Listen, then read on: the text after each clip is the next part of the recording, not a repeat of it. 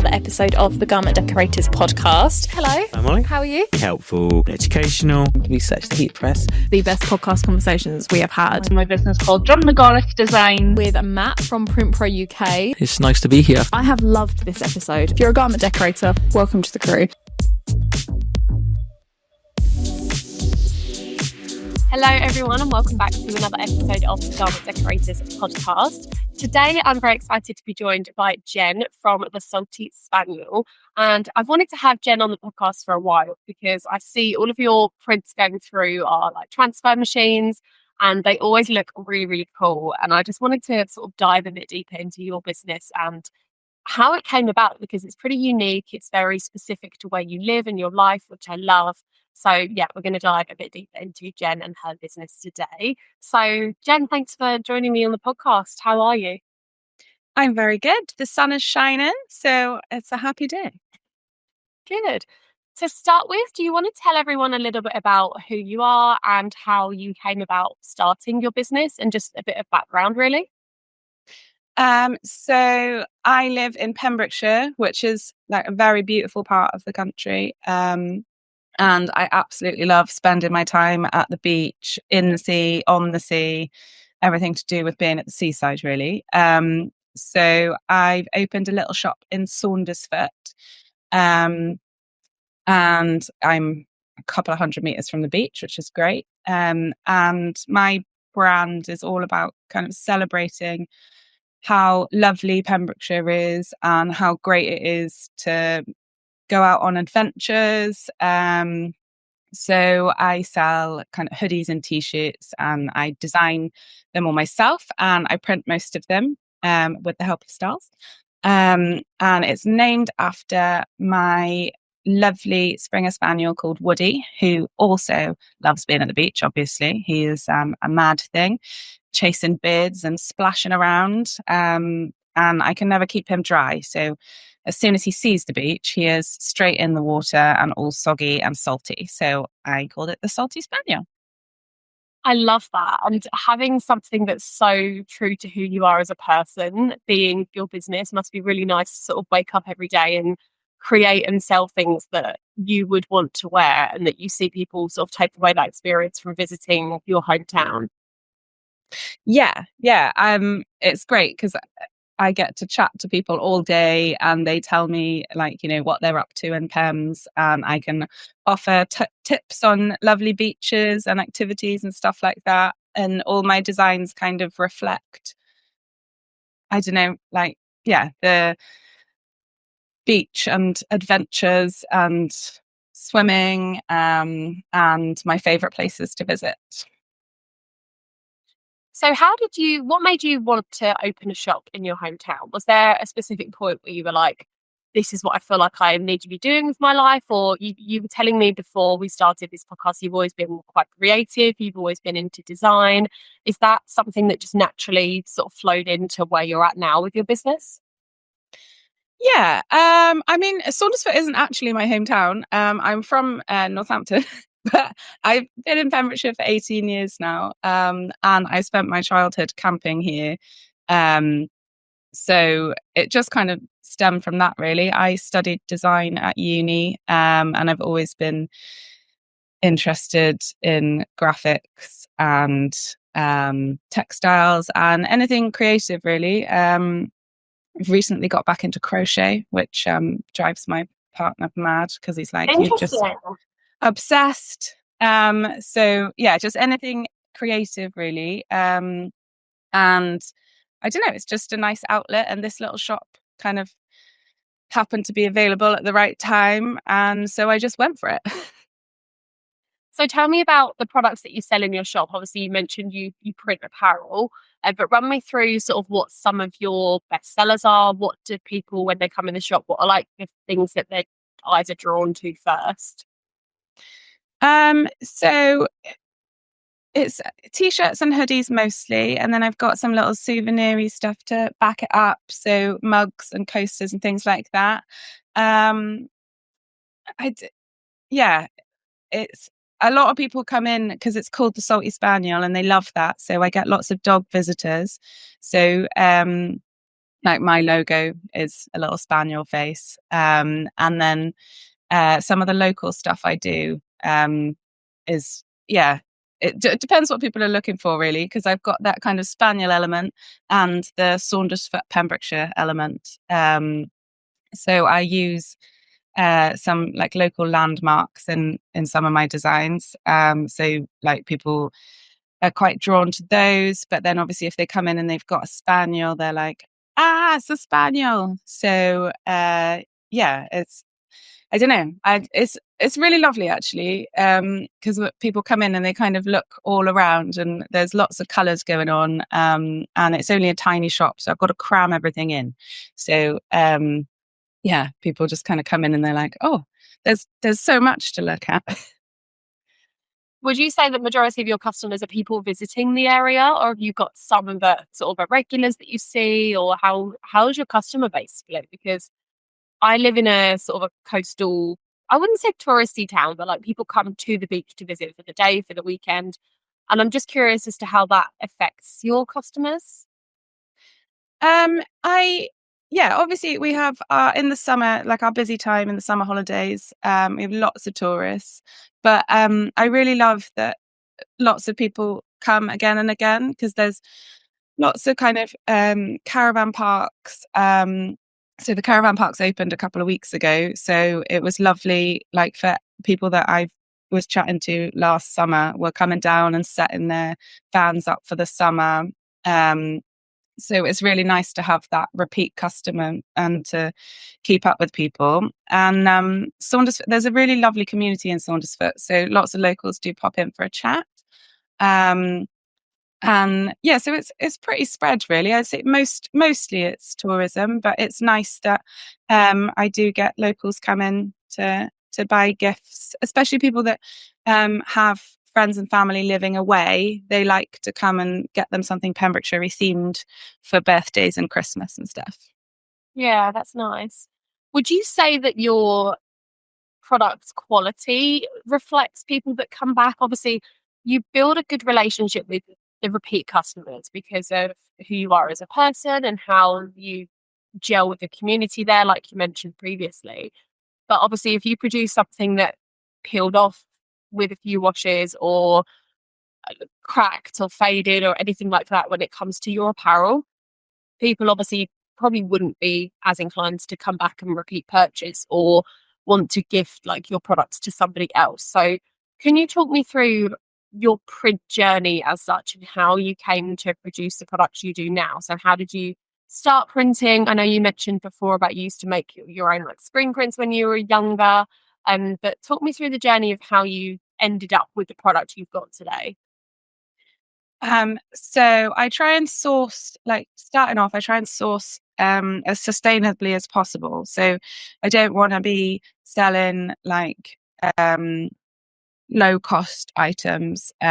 So I make sure that I've got really lovely 100% organic cotton t-shirts, and my hoodies are organic cotton and recycled polyester.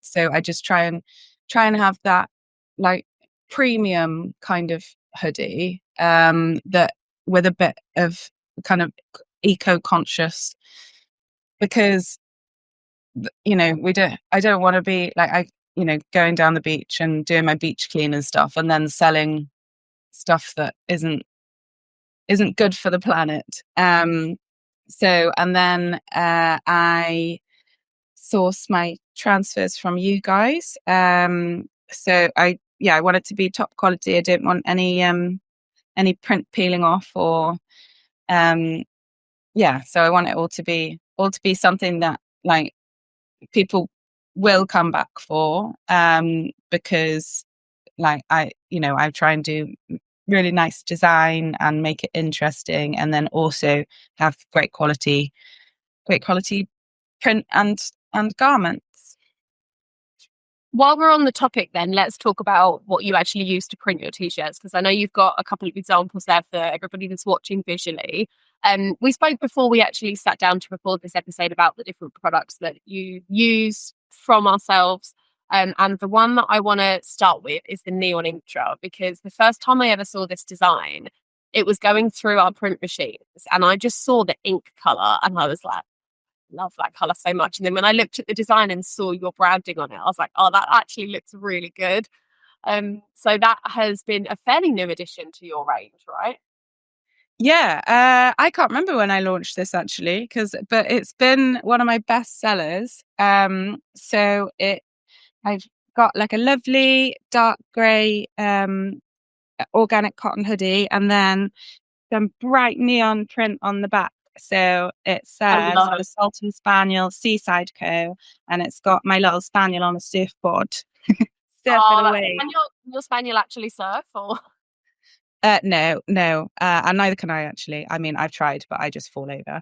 But he loves being in the surf, and like he gets kind of tumbled back to the beach by the waves, but there's no board involved. Oh, so it's almost like dog bodyboarding in a way. yeah. um, so yeah, that one's gone really well, and I love a bit of color. And I thought, oh, I'm gonna go for it.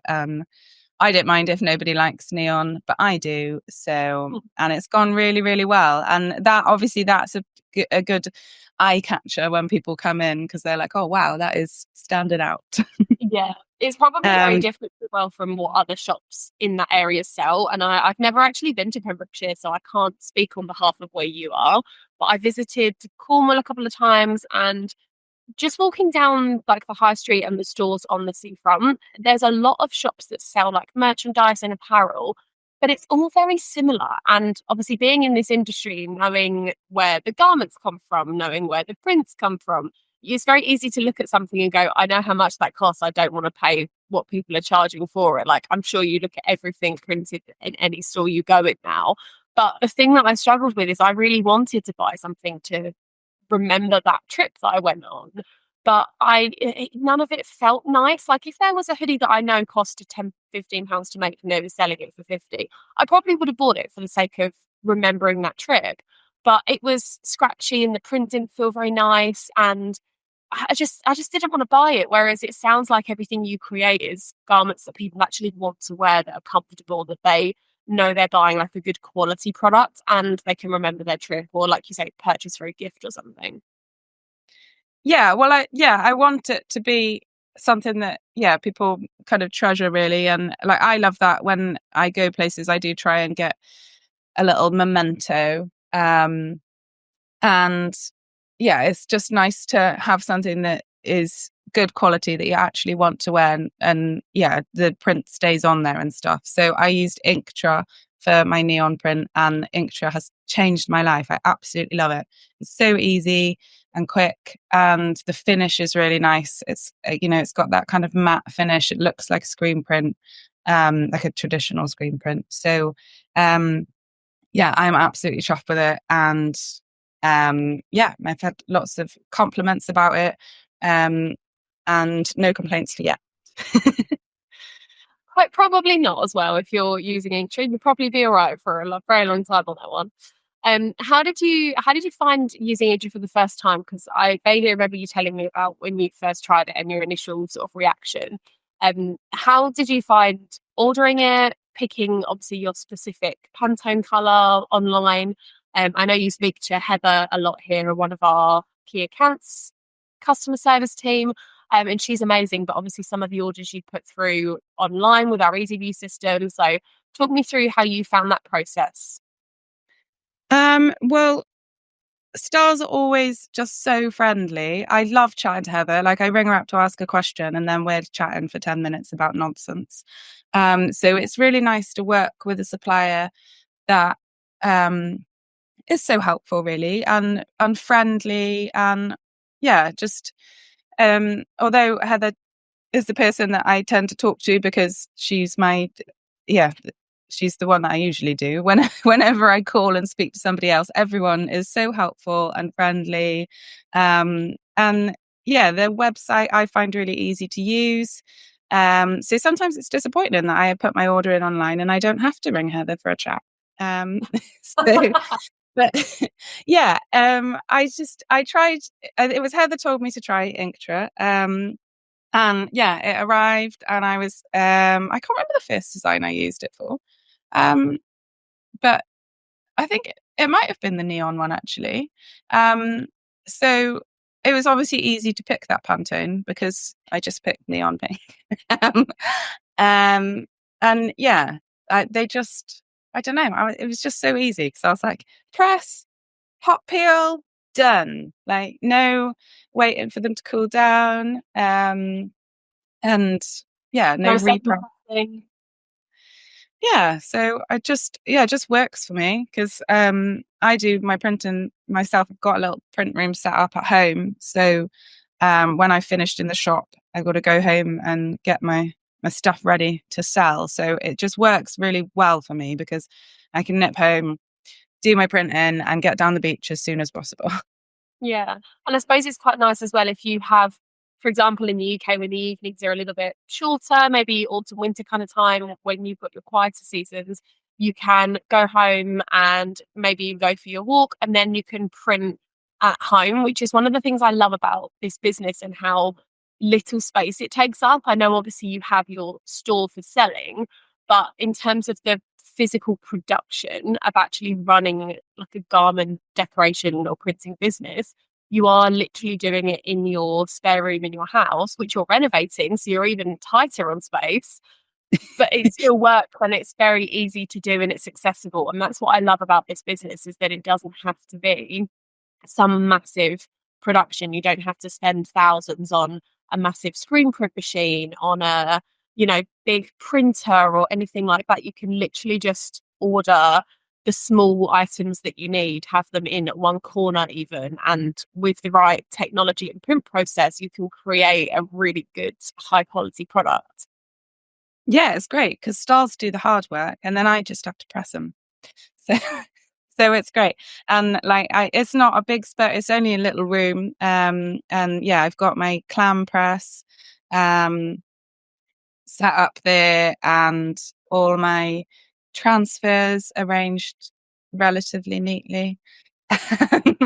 And yeah, so I can just nip in there, get a bit of printing done, and yeah, just close the door really. And it doesn't take over the whole house, which is good because yeah, there's quite a lot of builder's dust going on and stuff like that in other areas. Yeah. But yeah, I can imagine it's quite nice for you to be able to, if you need to just do half an hour here or there, or, top up your stock a little bit in the store, you don't have to go to your workshop, or, you can just run upstairs, spend half an hour pressing some and then shut the door for the evening. It's all contained in one space, but it's at home, it's easy and it's accessible. So yeah. Yeah, and then I can use I maximize the use of space in my shop really because yeah, I've got a little storeroom, but yeah, I need I'd rather have stock space and then yeah, just have that bit of space at home that is put aside. Yeah, it just works great for me. And the turnaround time is really good because I order them and they're here in 2-3 days. And obviously my hoodie suppliers is next day as well. So that's great for me. If I've like running low on something, I can say if people are down on holiday for the week or something, I can say, oh, well, I can actually print you up. I don't have any mediums today. I've sold them all, but I can print them up tonight or tomorrow and have them ready for you to pick up later in the week. Yeah. So let's talk about some of the other print processes you use then. So we've talked about intro, we've talked about the neon Pantone ink, which is phenomenal. Are there any other print processes that you'd like to use on your apparel to get different effects? Because obviously Intra is a single color or like a single block color, so that's great for the one color designs. But I can imagine with your like designs and where you live that there's some full color going on, like a little bit more depth to the design. So what do you tend to use for those? So a lot of my stuff, I try and stick to 2 or 3 colors, to just, I don't know, have that bold graphic impact. So I do use the 1 to 5 color screen printed transfers, for some of those. But again, that's great because I can pick the Pantones and get the nice bright colors. And I've also Heather told me for ages and ages and ages to try the direct to film, and I don't know why I didn't listen to her, but I finally did. And I've done this lovely design with my little Zen Spaniel. So he's that's very so cute for his cute. son. And then he's got like a little flower crown. But obviously I wanted to use lots of colours for that. So I've used the direct to film. This is design is another one of my best sellers. So yeah, I put that on all kinds of things: t-shirts, sweatshirts, wash bags, tote bags. Yeah, and that print, it just works really, really nicely. It's like a nice soft feel to it. It's not shiny, and you can get all the impact with those colours. So yeah, I'm also very impressed with that. There's quite a lot of detail in that design, isn't there? Just from looking at it at a glance, just then you've got quite a few fine lines and like free floats in there. That's done that perfectly fine. Yeah. I mean, I don't know how it works, but yeah, it's like you can kind of really get in there with the details, and it looks great. There's no like kind of sketchy edges or anything like that. It's really nice and crisp. Amazing. So obviously you said there you listened to Heather on your transfer processes, which is a very wise move. But you also listened to Heather when she recommended a heat press to you as well. So tell me a bit about the press that you opted for and why and how you found it. Yeah, well, I just rang up and said I needed. I've used presses in the past, so I knew that I wanted a clam press because I don't have space for a swing press, and I just asked Heather what she thought I should have, and she said the auto release styles one. So I did it, and it works great. Yeah, I've never had any issues with it.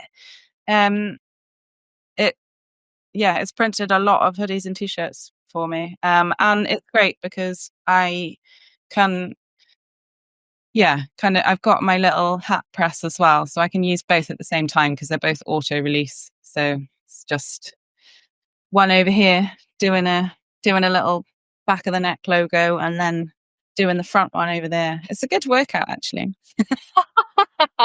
Having two presses on the go at the same time. That's brilliant. Yeah. Have a hat's quite successful for you as well then? Yeah. I don't caps. Everyone loves a cap in the summer when the sun's out. So we really need a good sunny summer this year. And yeah, I don't just use the cap press for hats. I use it because although I've got like my logos on my big logo on the back, I always put like a little logo on the front pocket or the left chest. So just to kind of show my brand off really, because not all of my stuff has a Salty Spaniel included. Like I do a big kind of map of the Pembrokeshire coast with all the beaches written in, and so obviously that doesn't say anything about my brand on it. So I just put a little Salty Spaniel logo on the left chest of the t-shirt, or say on the little pocket of the hoodie. So that's almost like we talk a lot on this podcast about branding and making sure that you put like branded neck labels into your apparel, or you offer, if you're a fulfillment business, for example, you offer your customers to put their branding in the neck label. But it almost sounds like you're doing that, but on the outside of the garment, which I really love, because you are just 100% backing your brand. And it's even more obvious to people when they're walking around with it what it is. It's not a case of like, oh, let me just check the label as to where this is from. It's like on the left chest, or it's on the sleeve, or it's on the pocket, and someone can go, yeah, this is where it's from. Like, that's so much easier. And I think that's a great idea. Thank you. Yeah, well, I try and do it so it's just a little logo, so it's not too overpowering, but it's just that little thing that's there. And like I have really good feedback about it, because like sometimes people won't go for like say a Salty Spaniel design, they'll go for one of my Saundersfoot ones or my Pembrokeshire ones, and they're like, oh, but I really like the little Salty Spaniel thing. I'm like, yeah, it's there, it's just there, but it's little. Yeah. Don't worry, it's on there, you get both. Yeah, you can still look at my little spaniel face. Well, that kind of goes with what you were saying earlier about the community, though, doesn't it? Because people like to support small businesses.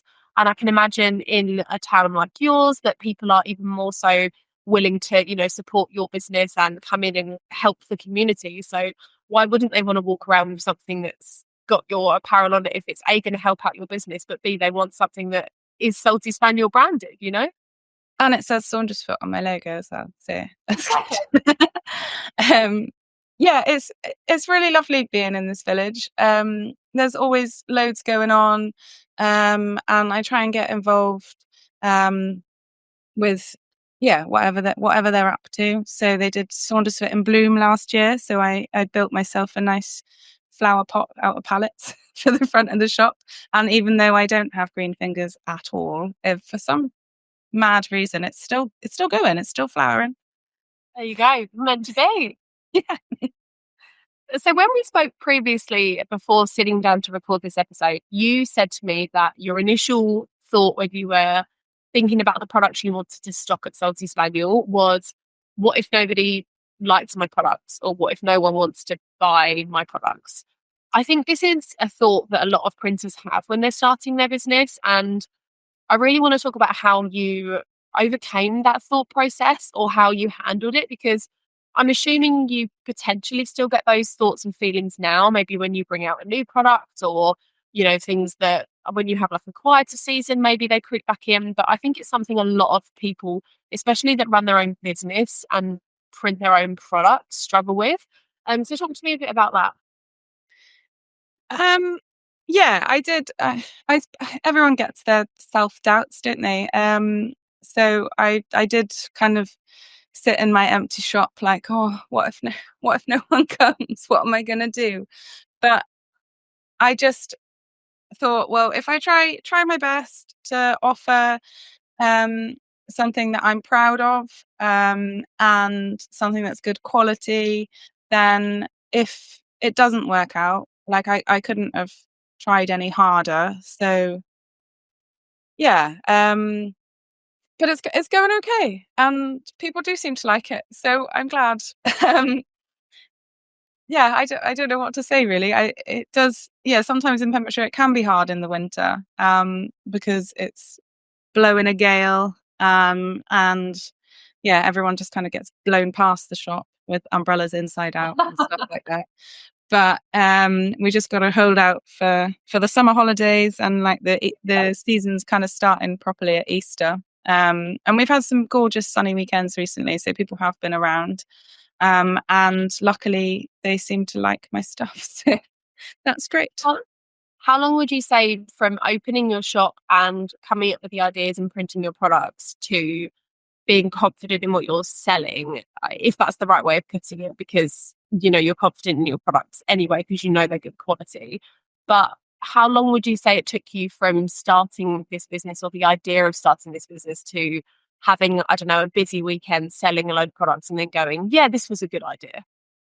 Well, I opened in December 2023, on the 1st of December, just on the run up to Christmas. I happened to time it accidentally really well with the Christmas lights switch on. And yeah, I just thought as soon as I started kind of putting stuff in the shop and setting up, lots of people were being nosy. So I thought, oh, well, this could work even. Yeah. And then I had a really, really good opening weekend. So that was a great boost, actually. Kind of opened with a really good feedback, and lots of sales. So yeah, that really kind of made me feel much better about it and think, oh, maybe I can actually do this. And then January, February, March, was very quiet. But I thought, well, if I made it work in December, then as soon as Easter comes, I can, it'll be all right. And it was all right. And so yeah, we're coming up to Easter now, so I'm ready for it. Just you know what to expect this year. You've done it once already. It's a year down the road from your first Easter in the shop. You know exactly what you're going into. And you've got a lot of stuff printed and ready to be restocked. Yeah, my van is actually full of stuff that I printed yesterday. So when we finished our chat, I've got to bring it around from the car park and unload. Oh, brilliant. What stuff have you been printing? What's on the list? So my little flower crown design that I use with the director film with. Oh, and I didn't show you as well. People love this because I've got my little flowery spaniel on the front, and then I've got some little flowers down the sleeve. Which That's really cute. I love a sleeve print. I'm into my little flowery sleeve. So I've done that design onto some off-white sweatshirts. I have some new zip neck sweats coming in with the my seaside co-design, which I do on the neon. I've done them in cream as well, so that if you do have more of a muted taste in jumpers, you don't have to have neon or really bright coloured hoodies. I've tried to kind of spread it out a bit, so we've got some stuff for people who love bright stuff and things for people who are perhaps a little bit more, sensible. Bring for all types of apparel wearers. I love it. What else have I done? Oh, I've just done a new sunny days and salty waves design, and this is with mint print onto coral, which is very bright. That sounds great. I always go for bright colours, but I realise that not everyone wants to be standing out that much. So I try and keep a range of tastes. Yeah, catering for all customers. I think it depends on someone's mood as well. Like I sometimes wear all black or all neutrals, and then other days I'll come in like a bright pink or bright green top, and it just sort of depends, I think, on the mood I wake up in sometimes. And I imagine it's similar to people that come into your store and they're like, oh, I've had a really great trip, I want something bold and bright to remember it by. Or people that maybe are just wearing your stuff day to day because they like the quality of it. They're like, oh, I'll go for something a bit more neutral because I wear it every day, I guess. I don't know. Yeah. Well, I find that wearing bright stuff improves my mood. If I'm in bright colours, I'm feeling happier and more sunshiny. So it's very rare for me to be in black or navy. I love it. I totally understand what you mean as well. There's something about the way the brain works when it sees bright colours like that. It does just instantly lift you, doesn't it? So let's talk a little bit about your sort of work-life balance then, because you run your own business on your own. You've got your shop that you manage, you print at home. You mentioned you're also renovating a house. So how do you tie all of that up and make sure that you've got a good work-life balance? Because obviously you live in a lovely part of the world. You enjoy going down there with your spaniel, having walks after work. How have you found that balance with running your own business, which takes a lot of time and a lot of mental space, combined with your downtime and your house renovation as well? Well, the spaniel Woody helps me a lot with that because I am prone to getting lost in. So say yesterday I was like, oh, I'm going to do a couple of hours printing, and then it was dark, and he was like, he'd just come to the door of the print room and was looking at me like, are we going to go and do anything else today, or are you ever coming out of there? So he's a good reminder for me to take a break. But a lot of the time, because I love running my shop and I love doing my designs, and mostly I love printing, not on a really hot day. But so it doesn't feel as much like work. So I do have to kind of let Woody tell me that I need to stop working and go down the beach. Or my boyfriend will be like, you did promise you were going to paint the stairs 2 months ago, and I've started that job. Sanded them. And yes, who knows, that might be next winter by the time that gets done. But and also just being in Pembrokeshire, because I just look out my window and I'm like, oh, maybe I should be outside enjoying enjoying myself. So I do try and have one day a week where I don't obsess about work, and go out and get some fresh air. And yeah, just I don't. It's just a whirlwind all the time. I can't remember. Probably find you get like more ideas for designs and things when you're out exploring or just like living, because I will often sit here and try and think of video ideas or things to talk about on the podcast, and then I'll go out for a walk or I'll be doing something totally unrelated on a weekend, and an idea will pop into my head. And there's a word for it, but I can't remember what it is, where basically your creative brain unlocks better when it's your subconscious brain, not your conscious brain.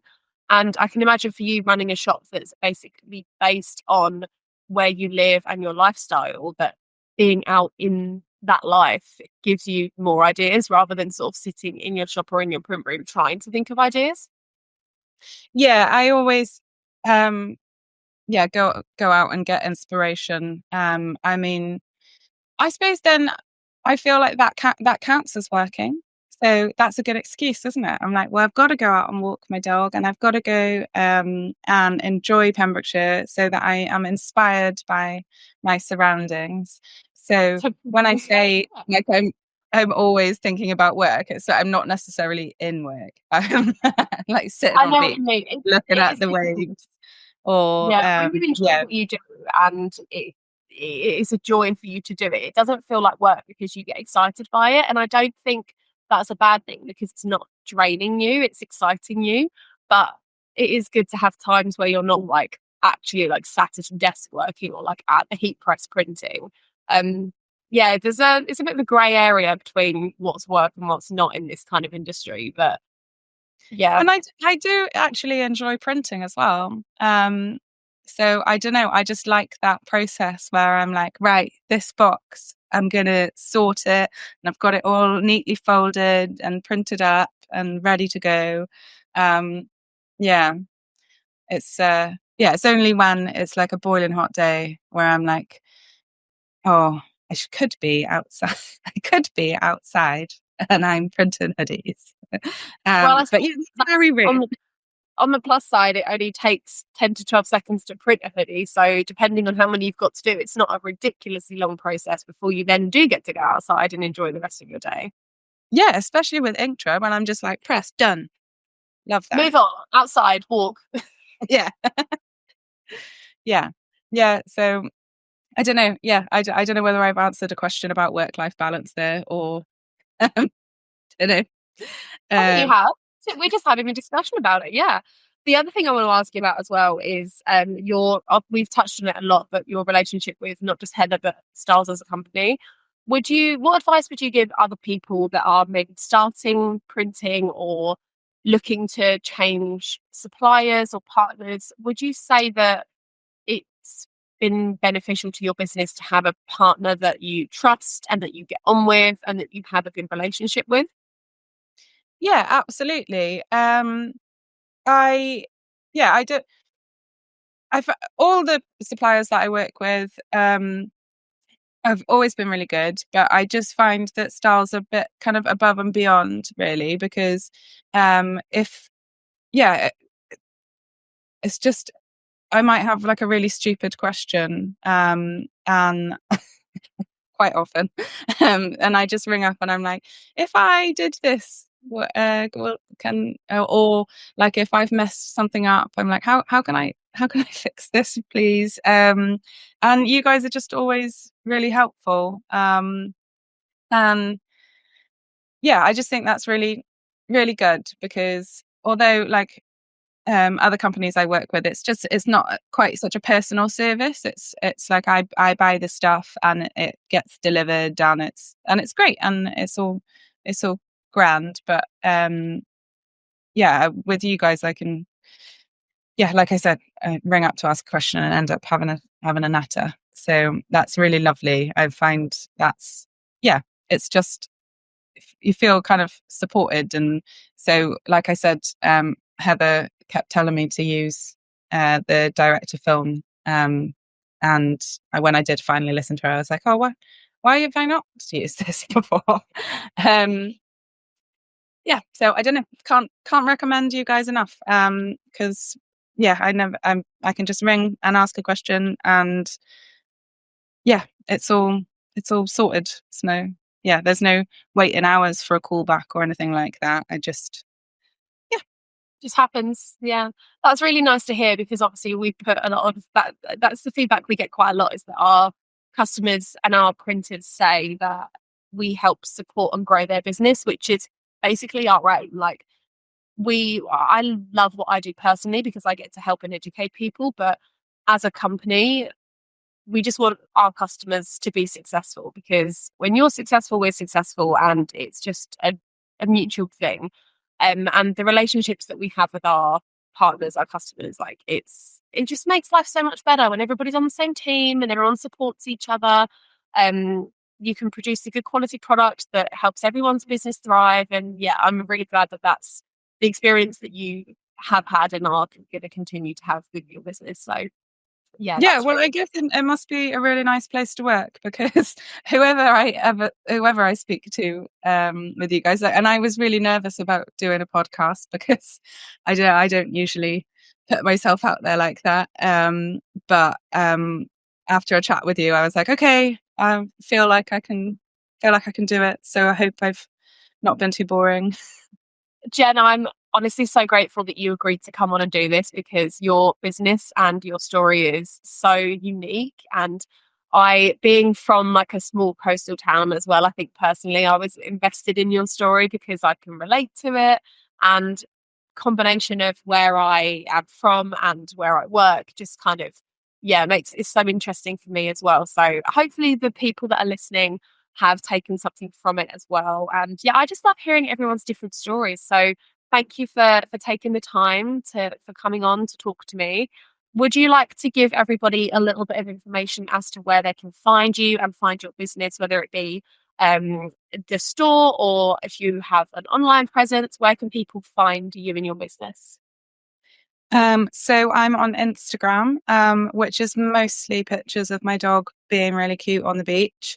Not too much of a hard sell on the t-shirts and stuff. So you can find me. That's at the Salty Spaniel Pems. And I do have a website, which is www.thesaltyspaniel.com, where you can have a look at all my products and stuff like that. And I am on Facebook as well, but I'm not as good at that. So Instagram's more for me. But that's the content in the store. Yeah. And then obviously, if you're in Pembrokeshire, you can find my shop in Saundersfoot on Brewery Terrace. So yeah, if you're in Pems, come say hi. Oh, brilliant. Well, thank you so much for taking the time today, Jen. I really appreciate it. And for everybody listening and watching, don't forget to subscribe with whatever platform you're watching on. And we'll be back next week with another Garment Decorators Podcast episode.